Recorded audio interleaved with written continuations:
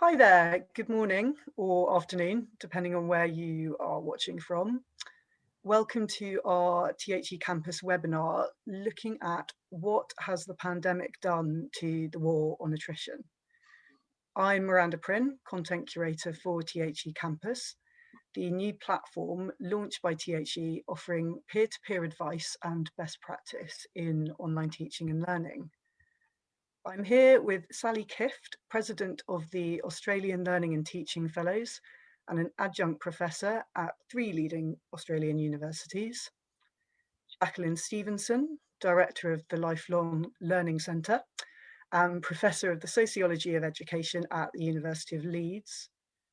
And David Woolley, Director of Student and Community Engagement at Nottingham Trent University. Unfortunately, Pauline Taylor-Guy of ASA has had to cancel because she is not well, so we are down to 3, but I've no doubt there'll still be plenty to discuss between us. So welcome to our panel. And for everyone attending, if you have any questions or thoughts you wish to share during the discussion, please post these in the chat. We will keep an eye on this, but if we're unable to get to your questions, just to reassure you, we will go through them after the event and we'll use any sort of recurring themes and issues that keep coming up to inform sort of future advice content on THE Campus itself. So on to today's topic, student attrition. As we all know, student dropout rates vary a lot across different regions, but generally they remain a pretty stubborn and very costly challenge for a lot of universities around the world. Concerns have been repeatedly raised among university leaders and faculty that the shift to online learning may lead to an increase in student dropout rates. And there is sort of past pre-pandemic research that has shown dropout rates to be higher in online courses. So I suppose the first question I'd like to put to the panel is, do they think this is proving to be the case? And if so, is the online mode of learning actually the cause? Sally, perhaps you could start? So thank you, Miranda, and welcome everyone, and thank you for joining us. And I'm very pleased to meet my co-presenters. It's too early to say at the moment what the effect COVID has had on the rates of attrition. As Miranda has already introduced, it varies enormously between universities, between regions, between cohorts, even between individual campuses on university. But now that everyone's online, we don't know what's happened nationally. There have been some indications with individual institutions, and interestingly, some of the early returns are suggesting that some higher education institutions have seen their retention rates increase in the early days. Individual institutions would know better about that, slight increases. And we might wonder why that was, potentially because we're doing all those universal design for learning things that we've heard so much about the necessity of in the past. Interestingly also, just some of the institutions I've been speaking with have seen the gap narrow between what we in Australia called equity group students and non-equity group students. So in the widening participation frame. And again, that's probably because we've made everything far more accessible and it's just easier to engage. Disability practitioners have also noticed that their cohorts report noticeable shifting in many practices, attitudes and mindsets around how inclusive teaching and universal design might be better deployed. We did have a big report in Australia done by our regulator in November 2020.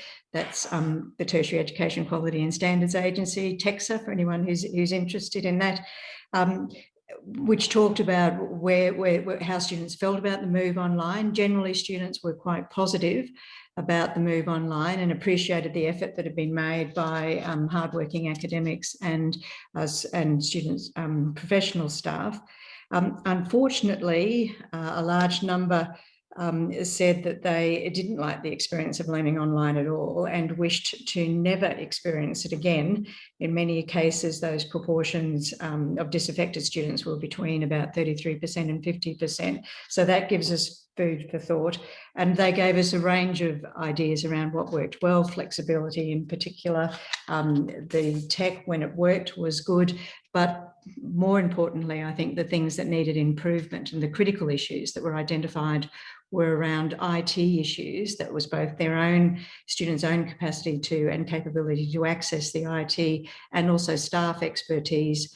The reduced sociality of the learning, the academic interaction with peers and staff, examinations and assessment changes that may not have been communicated as well as we might have hoped, that isolation and lack of engagement and reduced motivation, and then in particular disciplines where just online didn't play out very well.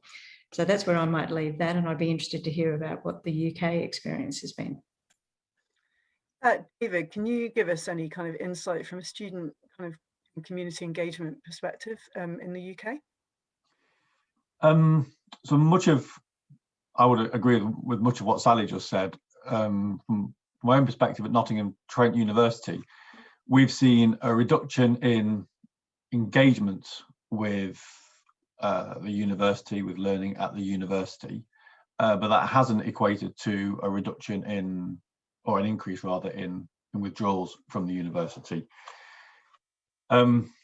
Probably down to the pandemic, but too a bit early to say, and we are doing a great deal of consultation with students, and they have given us that's what they have indicated to us.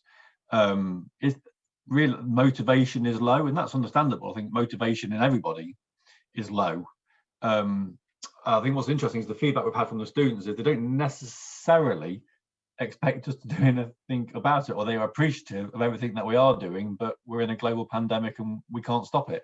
So everyone's feeling quite demotivated, but to date that hasn't played out into increased withdrawals. But of course, as Sally said, it is a nuanced picture. Certain groups prefer, certain students and certain demographics prefer this mode of delivery, perhaps maybe not 100% of the time, but certainly some online learning is benefiting various groups. And there's certain groups who have got, particularly in our employability field, who have got good IT access, engagement appears to have gone up a little bit. So it's a mixed bag, but overall engagement down, but withdrawal hasn't increased. That's interesting. So I mean, you know, Phil, from what both of you have said, it, as you say, it's a mixed picture. It's certainly not all bad news. Clearly from both those sort of summaries, the online learning mode does offer, you know, in many ways some opportunity. Just moving on from, I guess, online learning specifically, Jacqueline, can you perhaps, I mean, speaking to someone who's done a lot of work in the fields of equity and diversity, what would you say, away from, as I say, online learning specifically, what are the main drivers of student attrition, and you know, what types of students tend to be most affected by it?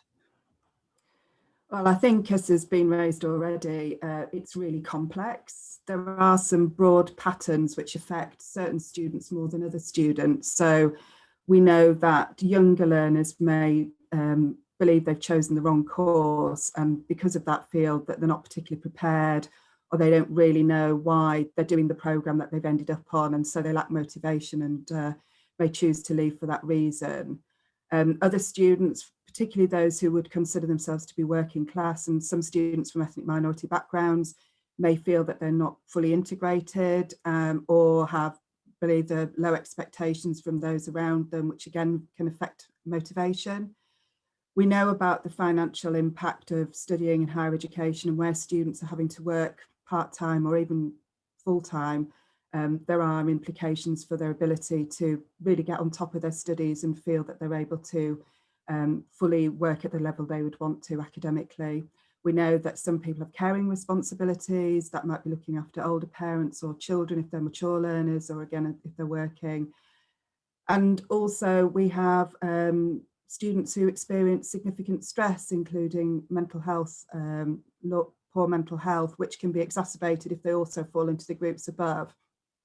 So there are particular groups who are impacted, some of those I've mentioned there, but also care leavers or those who've experienced care may leave earlier than other students, those who are estranged from their families, who maybe don't have a safety net, those who are first in their family to go to university, and Black students also as a broad group may leave earlier. But even within those, some of those people may fall into multiple categories, but also may not leave early. So it's very difficult to actually be categoric about who. You could put some prediction on who might leave early, but there will be some students who come from none of those groups who will choose to leave early, and there will be students in those groups who thrive and flourish and achieve really highly. So I think it's really important for all of us working in universities that it's helpful to have the top line figures, but I think we need to drill down, as has already been said, what's going on in our own universities and really have some clear patterns that will start to evidence what are we doing that might be affecting particular groups and what can we do to ameliorate that.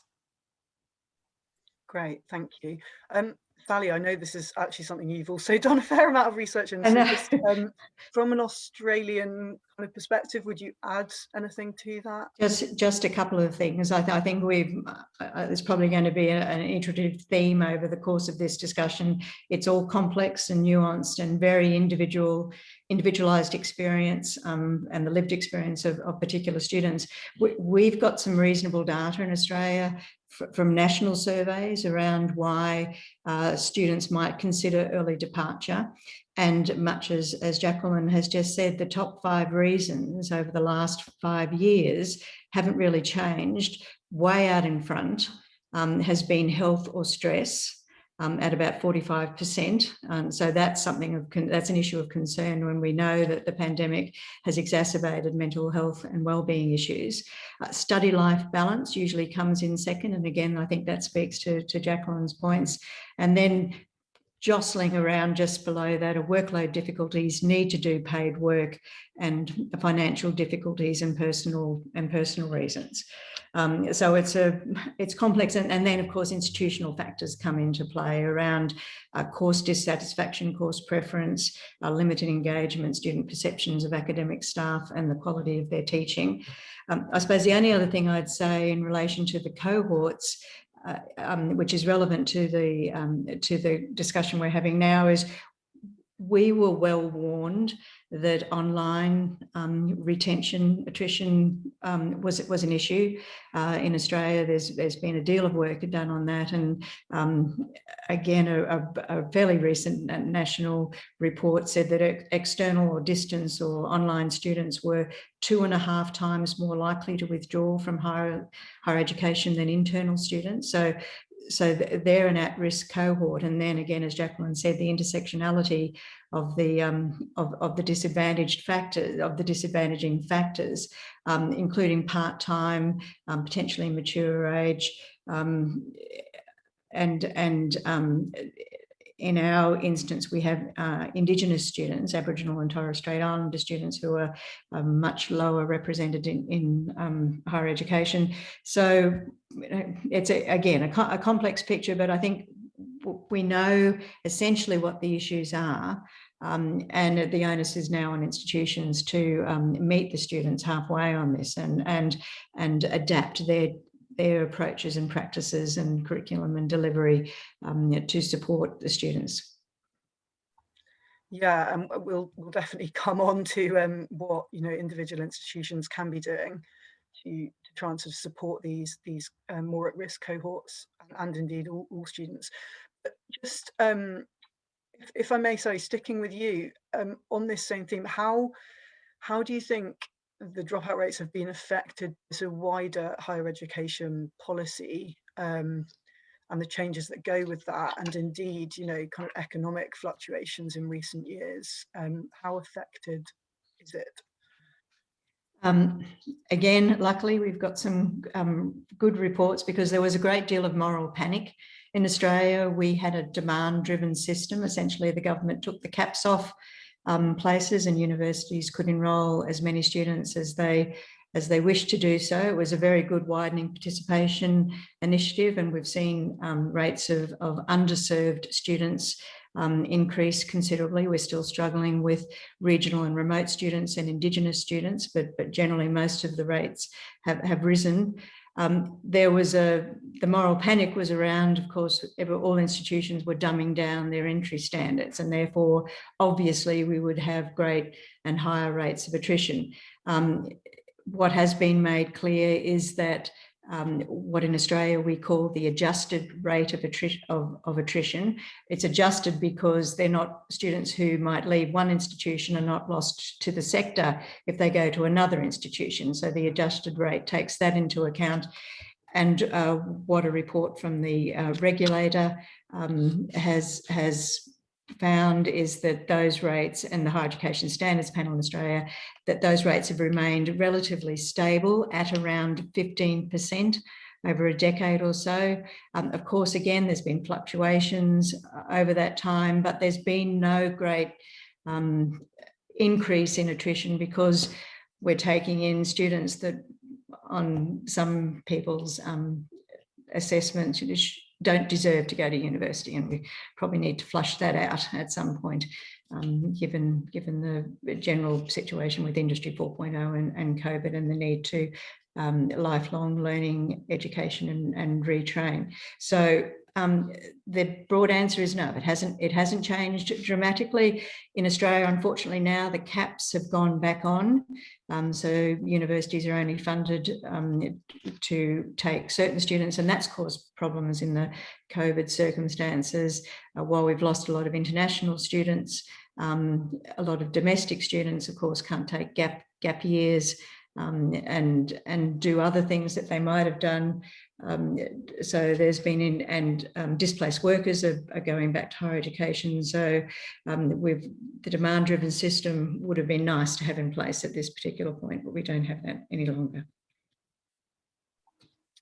And David, in the UK, have you seen do you feel that higher education policy has had any major impact upon student dropout rates, student retention? I think the challenge is, for a long time, we thought that higher education was the solution to all problems, and that all we had to do was to get more disadvantaged groups into university, and everything would be fine. That we had nothing to change about ourselves. And it's only relatively recently in the UK that the widening participation agenda has shifted from access to access and participation. And if you increase the diversity of your intake, you have to make corresponding changes to your model. And that's tricky to do when you have a relatively successful model. And let's be honest, the UK model is pretty successful worldwide, but also to look at yourselves and your institution and what is it that you do that doesn't serve different groups particularly well.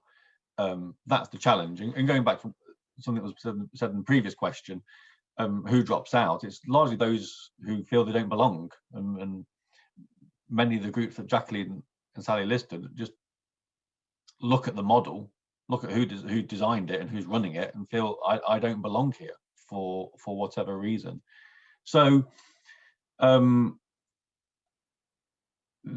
policy of widening access is great, but that may lead to an increase in withdrawal, in dropouts.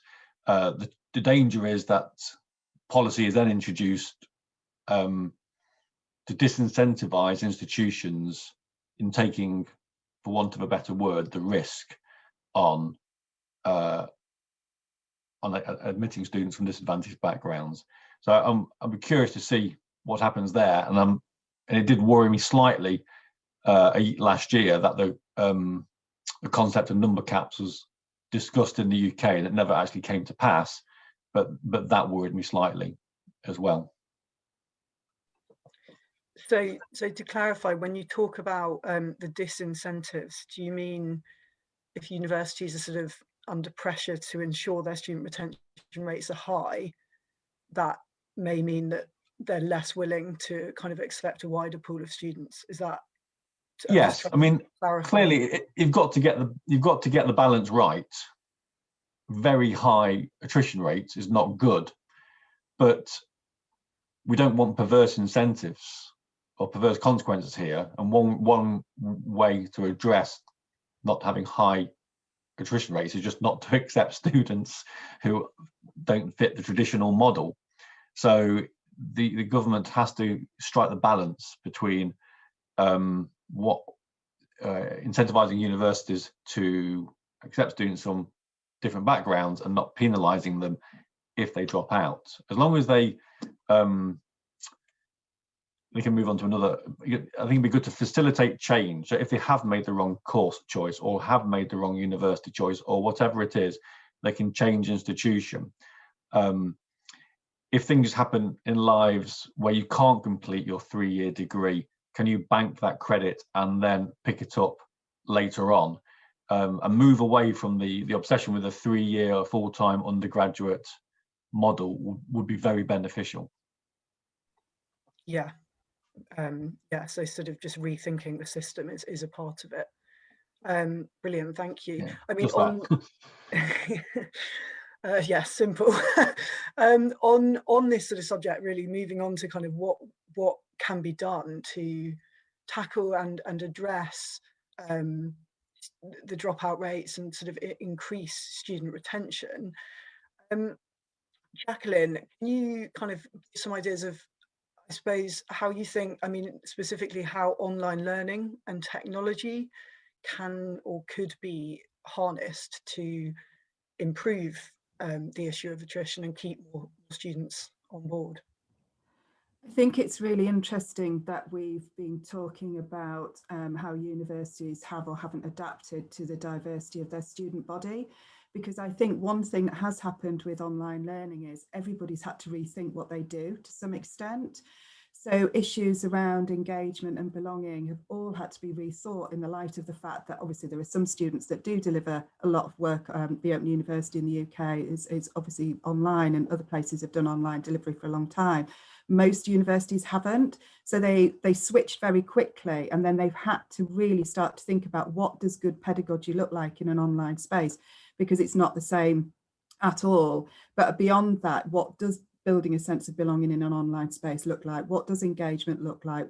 How do we assess? How do we teach? And all of those things have had to be thought about, and where people have been able to really step back and engage with those conversations about online spaces, actually, I think that will be to the benefit of those who then come back onto campus later.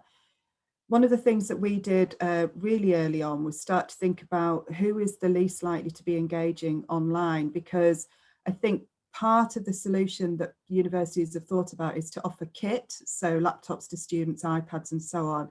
But actually we know that there's evidence, I think from the University of Warwick, that just didn't make any difference really. What you need is to actually enable people to use the kit to be part of a community. So we've had to think really hard about what are our enabling structures that will allow us to think about online delivery for the hardest to reach in particular, but to make sure that all of our students are engaging, and what are the pedagogies that we're going to be employing to make sure that that's successful. One of the things that we did quite early on in the Lifelong Learning Centre, because all of our students fit into all of those equity groups that we've mentioned above, so we knew that there were going to be challenges, and we employed a number of staff to act as what we called academic advocates, who were incredibly proactive about getting in touch with students. So rather than waiting for them to maybe be not getting online or putting in mitigating circumstances applications, we had a really proactive approach to actually ringing all the students up, really finding out what was going on. And it really showed that the sort of level of unease that was actually quite easy to solve if you were there working with people very early on. So that unwillingness of students to put their cameras on, they really didn't want to. They're living in, you know, constrained circumstances sometimes with other people around them, and actually enabling people to be forgiven for a lot of the things they couldn't do with tech by admitting we were struggling as well. Actually finding out what was really causing problems for people, because going back to what we were saying before about why people drop out, it's a combination of different things. There's never a reason why somebody chooses to leave, but it's come out of multiple things. And then really making sure that we offered a wraparound support for all of our students, so to try and approach the problem from multiple different perspectives. So we can't offer simplistic quick fixes that just based solely on deficits. We have to think about approaching this in terms of what we can actually put in place and make it really comprehensive. And of course that's taken time and it's taken money, but we have found it's been really advantageous in keeping students going right up until Christmas. I did want to say one thing that I think might be interesting is to look at what happened after Christmas, because historically in the UK, a lot of students have chosen not to come back after that first break because of homesickness, whereas a lot of them haven't come back after that break. I mean, one of the things is we actually don't know who's on our campuses at the moment necessarily, or who's back in the study town. And of course, a lot of students have stayed, but it may well be that a lot of those students who would have dropped out at Christmas, because they're still living with family at home and they're being supportive, have chosen not to. So I'll stop there. I mean, it's interesting that last point you make, because it just shows how very nuanced things are, that these small changes can kind of have unforeseen impacts. Sally, in Australia, have you seen a similar, I suppose, rethinking of this sort of approach to like teaching, pedagogy, engagement due to the move online? And you know, how do you, if so, do you think there is kind of room there to actually improve on the existing problem of attrition? Absolutely, and I think Jacqueline's really hit the. So I'm a lawyer by training, and I live in a dark hat world. So being positive is not my natural resting position, but I'm actually feeling quite positive about this. I suppose I should acknowledge in the first instance that this has come at considerable cost to both academics and students and professional staff in our institutions that have worked long and hard in very difficult circumstances, the same circumstances that our students have found themselves in, to try and do the right thing and deliver engaging learning environments. And so I don't want to disrespect that enormous effort and the issues that are there, but there is an opportunity here to completely rethink how we have gone about our business. And that's, I think, was what Jacqueline was pointing to.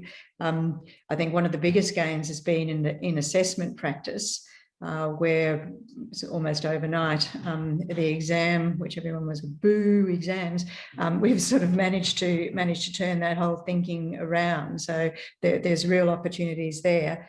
I think that the great advantages in online, apart from everyone levelling up and being in the same boat, have been that we really need to have gone back to basics and think about, with great intentionality, what it is that students really need to do to learn in our environments. And we've sort of tried to step them through that process, and it will be iterative. We will have made mistakes and it won't have been good, but I think we can come and have another go at that. In terms of also chunking and pacing it for students, trying to establish some sort of rhythm in the week or in the learning period, and then thinking about how best to curate the material that they might use and what the learning, teaching and assessment activities might be around that. I know that's all been done in quite a rushed way, but if we do think of it as an iterative experience, and we now, and I'm not quite sure that anyone's drawing breath, but engage more carefully with our students as partners in this process. There may not have been the time to do that in the initial rush, then I think it will be quite beneficial. I think we've learned that we need to do the scaffolding of the learning much more explicitly, and be very clear about the organising and sequencing, which again is just good curriculum design and delivery, but because it's so disassociated from that sociality of learning, I think we've done much better in that space. And I suppose I'd also like to say that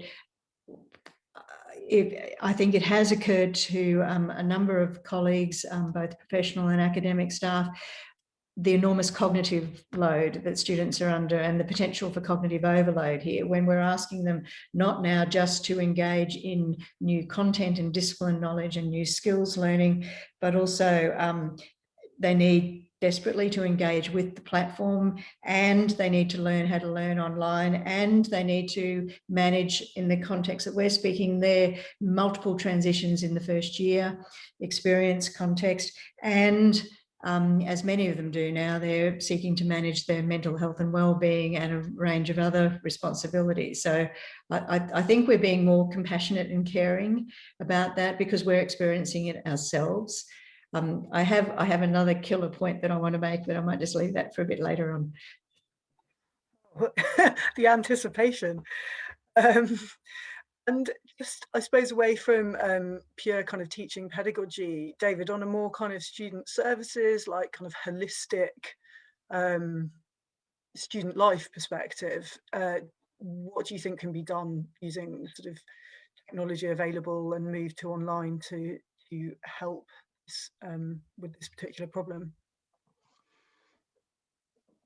I think one of the biggest, we have found that one of the biggest determinants of success at university is, when life in general really, is engagement, and securing the engagement of students in A, their courses, their academic life, and B, the wider university. So we have a learning analytics tool. It measures the digital footprint of each student's engagement with their course. So attendance at lectures or use of the library, 6 or 7 feeds that go into this, and it produces a daily engagement rating for each student, and the rating over time, but not as much time as you'd think. The rating over time corresponds closely with their progression through the course. So there's an awful lot you can do in the old world in terms of measuring their engagement. Again, the more online it is, the more you have to change the algorithm and change the touch points, but you can do all of that. So technology can be enormously helpful in this. Our tool doesn't measure the broader student experience engagement. There's a bunch of studies showing the importance of that. So we could equally just create a tool which measures their engagement in students' union, in sports, in music, or whatever it is. So participation in university life is critical. The big caveat with this is these tools might tell you what the problem is and which students are struggling for whatever reasons. They don't actually tell you what to do about it. So there still needs a great software, needs great people to interpret what it's saying and come up with an intervention. But yeah, it can, at the very least, it can tell you who you need to focus on. Miranda, can I come in on this? Because I can see that there's a question on this in the chat about the use of the sort of surveillance of students, and it is a very emotive area, isn't it, and a careful balance. And I think what we must be really mindful about is not approaching this from needing to fix students so that they meet our metrics and our need to have our figures better, or it's really thinking through what an ethical approach to gathering data on students looks like and why we're choosing to do it, and done well can really enable us to step in gently at the early stages and offer the support, and when we know what it is, David, obviously when we've thought that through, but I think that it still feels perhaps to students like we are monitoring and measuring everything they do. And I think perhaps we need to do more work, and David, you may have resolved this issue, but more work to actually help students to understand why we're gathering information on them, how we're going to use it, how it would be used in a supportive way, because I think for those at the receiving end of it, it can feel very much like they're being surveyed, but for everything in not necessarily a positive way. Yeah, I think I mean, that's absolutely right. And this goes back to an earlier point about the need to engage with students as partners. So when we set this up, we did it in conjunction with the students, and every data feed that we have put into the system, we have discussed with students, and the ones that are in, they are happy with being in there, the NTU students, and we made other suggestions that they weren't happy with going in there. The key is, as Jacqueline indicated, is how it is set up, and have you done it? So the NTU system, the students have access to the same data, the same results as the staff. So staff don't know anything about the students, that the students don't know themselves. So that kind of, the aim is to make them the students and the staff partners in the learning journey, rather than some sort of surveying how they're doing and then dropping in. And you're right, Jacqueline, half the time it's not what does the student need to change. It might be, well, what do we need to change, or what can we do together to make this a success. But yeah, student engagement and treating the student as a partner in the journey is key to the whole thing. Otherwise, it is just surveillance. Yeah, very pertinent point. And actually, it kind of brings us on very nicely to this kind of next point of, you know, what should universities, university leaders kind of be doing? What should they change, I suppose, or look to change in their approach to tackling attrition and keeping students engaged? I don't know, Jacqueline, if you could kind of, going on from what you were saying, share some ideas on where you think universities need to put in the work to support in this. I think you're on mute. I knew somebody would fail, and it has to be me, doesn't it? So I think the first thing is obviously make sure your microphone's on during all teaching sessions. I think what we've tried to do is to really try and think, again, in the Lifelong Learning Centre, it's perhaps slightly different for us because we know who our students are. We're a relatively small number of students, and we know the sorts of backgrounds that our students tend to have when they come to us. So we think through working with our students in partnership, as David has said, really from very, very early on in their contact with us in the university. So sometimes we'll be engaging with students 5 years before they actually come into the centre. So our approach is really to think through every sort of pinch point that there might be and the reasons why those students might actually have difficulty. But because our community is fairly coherent, incredibly diverse, but fairly coherent in that they're all students who come from some form of widening participation background broadly, we can do that. I think it's more problematic where you have students scattered around universities where the dominant student makeup is of a particular form, tends to be younger learners who've maybe come straight from school, perhaps more privileged and so on. And then you have individuals who are scattered, and it's really hard then to actually think about, do we bring those students out for individual attention and make it really problematic for them? How do we meet an individual need within a community? How do we engage with those students on a very individualised basis, particularly when personal tutors might have dozens of students that they're trying to work with? I think it foregrounds a really important issue around the role of the personal tutor, because I think the idea of the historic idea of the academic to sort of impart knowledge has shifted massively over years. And as academics have moved more into the personal tutoring realm, and we're dealing with students with more complex needs, then there's a real fine discussion that needs to be had is, you know, what is the role of that person in supporting those students, particularly when you are dealing with people who maybe do have very complex circumstances? How much intervention should be done in that relationship? But if we pass students off to work with the sort of the services of the university at higher levels, sometimes they can feel quite alienated from that. It feels less personalised when they're first being passed over from their perspective. So I think it's a really fine-grained approach to think about what can be done at an institutional level, what has to be done at a more local level, to what extent should we be focusing on individual students. And so pointing out from their perspective that they're somehow in deficit and that we need to sort of work on those, fixing those deficits. And so it's around, as David has said, developing partnerships with students, actually making sure that those hidden voices can come forward so that they're giving their perspectives, so that our work isn't dominated by the sort of majority student body, and really trying to think about what can be done from a different perspective, but then having a conversation about boundaries. And I think that's one of the issues about working in an online space, is we have to rethink the boundaries of what we do, because we've lost our sort of spatial boundaries. We've lost to some extent our temporal boundaries, in that we can have asynchronous activities going on, and as well as synchronous, that happen at all different points of the day. We may be having to, if we go back onto campus, we'll have to do more activity because we won't be able to have the same number of students in the classroom at any one time. So there'll be duplication of things. So there's that blurring of the boundaries, I think, including in the staff-student relationship, is not yet something that's been really well thought through, because we've so far been in quite a reactive mode. But I think that's the next stage.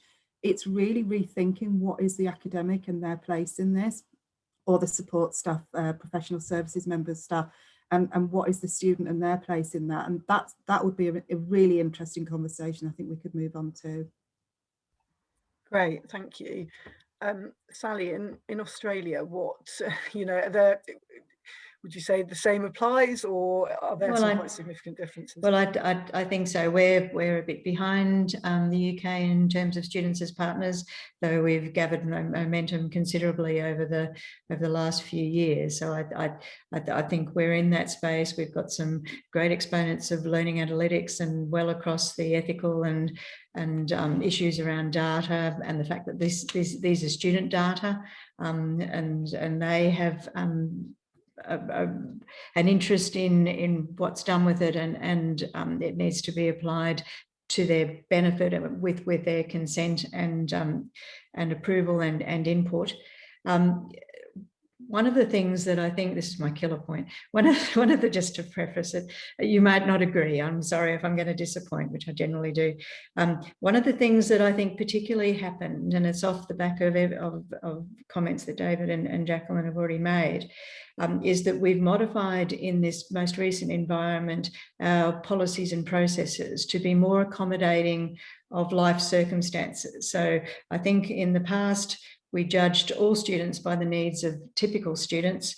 That's been historically underpinned by principles of equality rather than equity, and has led to quite inflexible practices and approaches that have really disenfranchised and undermined the success of underserved students.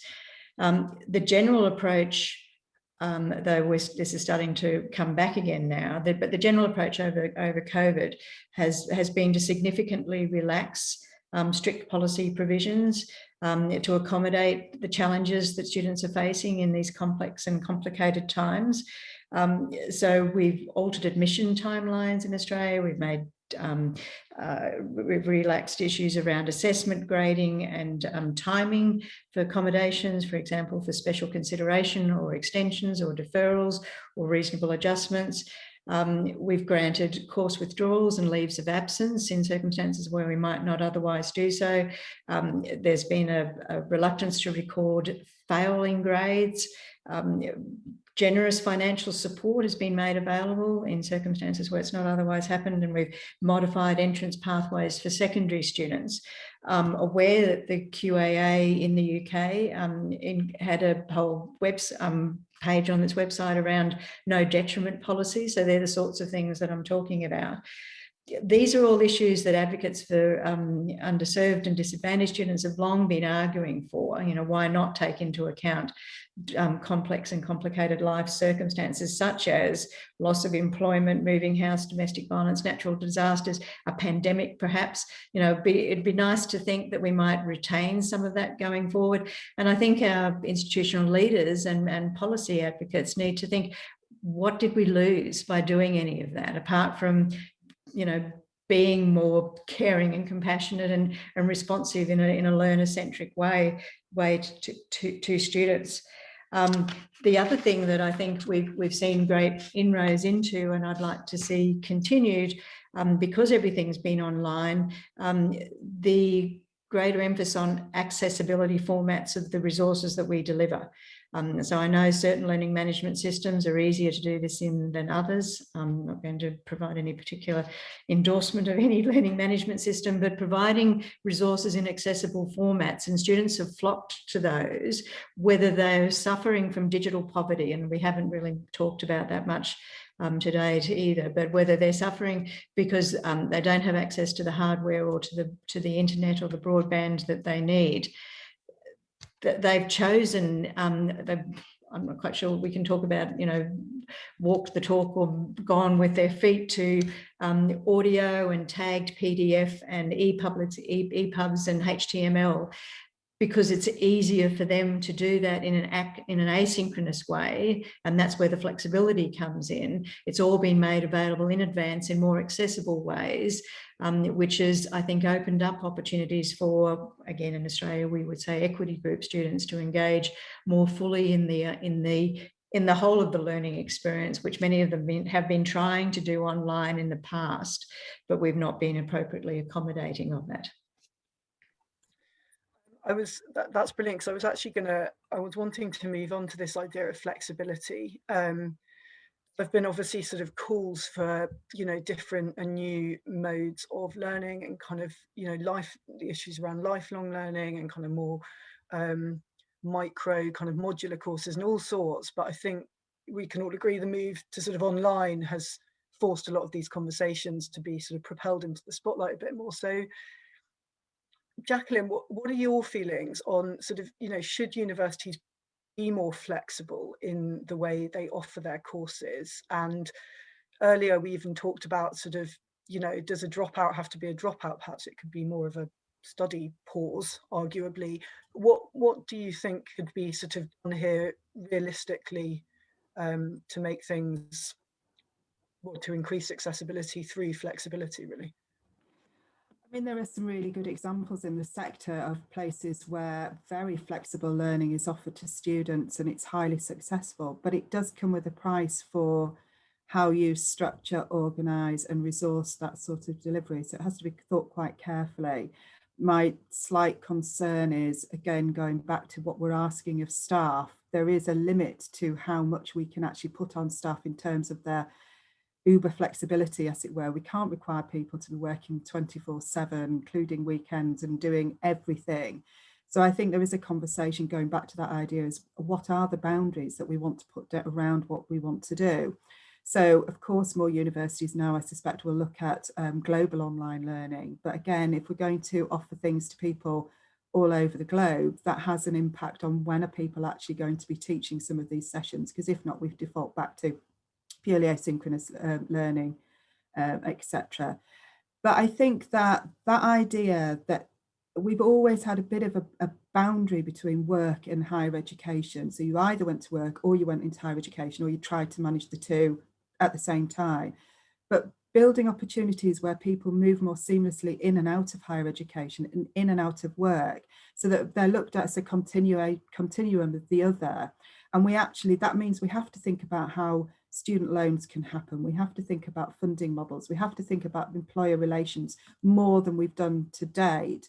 But I think that part of the problem for attrition, which we haven't mentioned so far, is that there aren't that many choices for some young people anymore in terms of being able to go into a profession that they might be interested in without getting a degree. Whereas if you actually made it so that it didn't have to be a binary between those two things, there wasn't the great binary between vocational and academic, there wasn't the binary between employment and study, and people had ways of moving in and out. So credit accumulation being one of those things, micro-credentials, but actually recognising that I think what has really come to the fore with the pandemic is everything is going to be more flexible and more fluid, and that's okay. But we've now got to find out a way to do that. We've got to think about the structures, the enabling structures for that to happen, because it's all right saying it in principle, but it's the practice of putting this in place. And if it's done badly, it's going to be really damaging. Yeah, of course. And do you think that's where sort of university leadership really needs to step in and play a role in assisting faculty to sort of manage those boundaries, really? Yes, and I think they're already doing that. And again, I think it's one of the things that moving online has actually allowed space for those conversations. What does the university of the future look like? There is a slight concern for me, and maybe this is just a very personal perspective, but our ability now to maybe work on a very global platform. I hope that we don't go in and think that Western models of doing higher education are the only way to do things, that we start to build collaborations with partners elsewhere in the world rather than potentially look to take their students, because I think that would be really damaging. And I think that has to be part of the debate. How can we actually be a useful, creative partner, not do something that would undermine others in different countries who have very good higher education systems, but perhaps not the same resources to do some of the things that we might be able to do in the future. But I think those conversations are already happening, and I think they were happening a little bit before this happened, and it's just sped everything up. Yeah, I think we could do a whole separate webinar on that issue. David, from your perspective as someone very involved with the kind of student engagement side of things, I'm intrigued to hear how important you think this idea of engagement and essentially sort of making students feel part of the university community is to sort of keeping them on board for the 3-4 year course that they're enrolled in. Yeah, we think it's critical. There's so we take a two-pronged approach to this. We absolutely have to not view this from a deficit point of view. So there are a whole range of changes we need to make to the model to facilitate engagement in terms of curriculum content, curriculum design, the courses that are delivered, you know, the micro-credentials level in the UK, level 4, level 5, that's critical. And by changing the model, by diversifying the model, more diverse groups will feel that they belong and can engage. On the other hand, that will take a long time. And so I do think there's a role for universities to a certain extent, equip different groups to manage, to better manage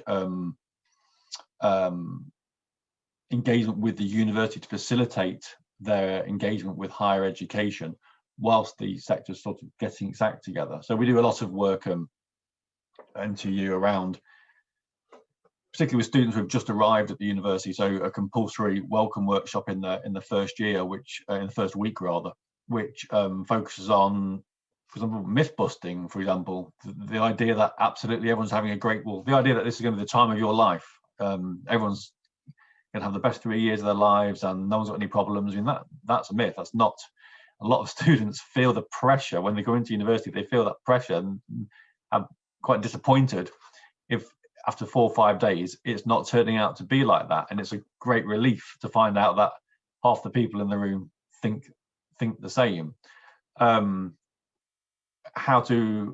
ways we have done it is, for example, last year we introduced online pre-entry modules. So how do you engage with online learning? There's the assumption, I think, that all 18-year-olds are just digital natives. And that's not actually true. Particularly not true in the sort of technologies in MS Teams and etc. that universities use. So some work needs to be done there to actually facilitate the engagement.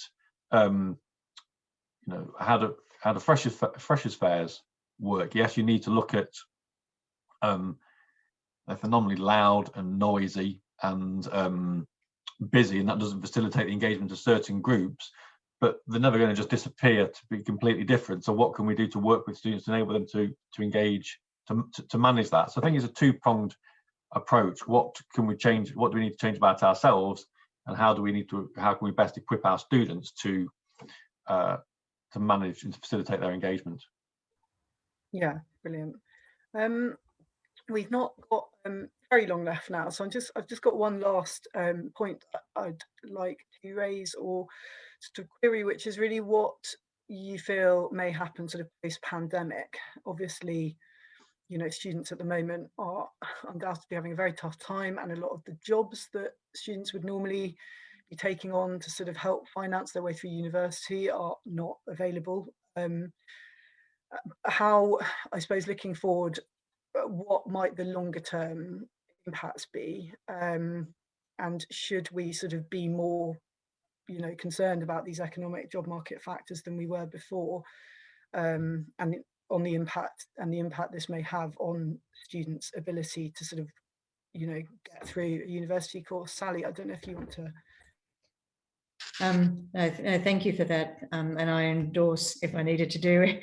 So the comments that both Jacqueline and David have made around the range of issues before, but well, yes, I think we do need to be quite concerned about the economic and job market. I mean, to start with, we do need to think about what higher education's role is in post-secondary education and what that lifelong learning ecosystem that Jacqueline was talking about, how that plays out, and then how we might articulate that to our learners who are workers. I think learning and working is very interchangeable now. I notice that UNESCO now talks about lifelong learning as a human right, and I think that's about where we're at. So we have to think about what these employability rather than employment, because employment is so stationary, factors might be. If for any reason institutions have held back on embedding career development learning in core curriculum, so that's that capacity to equip learners and workers to manage their careers over their lifelong progression, and there are assured ways about how that might be done from first year to final year, in tandem with the development of employability skills, and I think that needs to be emphasised. I think we need to have realistic discussions with our students. So I'm very grateful to you for raising the issue around students not being able to support themselves as they put themselves through study. I know our students are very diverse, but the pandemic has particularly hurt young workers, young people. We need to be able to work with them on that and work with industry, which is what I assume your government is telling you that you need to do in higher education, certainly what our government is telling us that we need to do, though we often, it's more often phrased in terms of research and clever innovation things rather than in terms of potentially work integrated learning, but much deeper than that in terms of assuring that we're delivering and developing the skills that the modern workforce needs. I just think, digital literacy and then the wellbeing impacts of working in the digital environment. So JISC over there in the UK is right on all of that. These are all matters that we're going to have to take into account seriously. And just to return to the original discussion, there's the opportunity to have these discussions. I don't know whether it's a sad or a happy opportunity, probably more in the online environment than we necessarily had in the face-to-face environment. So I saw one of the questions in the chat about reading, how difficult that is online. There are mechanisms that we can develop and resources that can be, and David's mentioned some of them, that we can push out to students and then have them having those discussions that might not otherwise occur in the online environment. So that was a long-winded way of saying yes, we do, and employability has always been very important, but no more so even than now. And it's just a matter of us all agreeing what that looks like over the lifelong learning ecosystem. And as David's already indicated, how we might be able to facilitate movement between sectors and in and out of work, giving, as Jacqueline has already said, due credit and recognition for prior learning, but also for life experience. So our recognition of prior learning mechanisms need to really ramp up and be far more adaptive and flexible and agile than they currently are. Brilliant, thank you. Well, we are very nearly done, so I would just like to end in asking each of you, just very quickly, because we've only got a minute left, for, I suppose, your kind of key takeaway or the most important thing that you feel either universities or individual academics could be doing to keep students on track, to keep them engaged. Jacqueline, do you want to kick off? I think I would just say we've got to not just privilege agency and neglect structure. We have to avoid simplistic quick fixes based on individual deficit, but also going back to the points that have just been made about future skills. I think we should continue to think about whether we're making normative assumptions about what and how skills and attributes are understood and valorized, because otherwise we'll continue to sort of perpetuate the types of students who get privileged in relation to some of those conversations about what's valued by both universities and employers. Great. And David, do you have a quick sort of key takeaway on this? It's personal, it's individual. There are people, real people with complicated circumstances behind the stats. And when it's important to remember that. Great. And lastly, Sally. And I would just say act or continue to act with great intentionality, care and compassion, both for ourselves and for our students. Great. Well, thank you all so much for joining us today. There's been so many kind of interesting points raised there, lots of food for further discussion. And yes, I hope to see you all again soon. Thank you very much.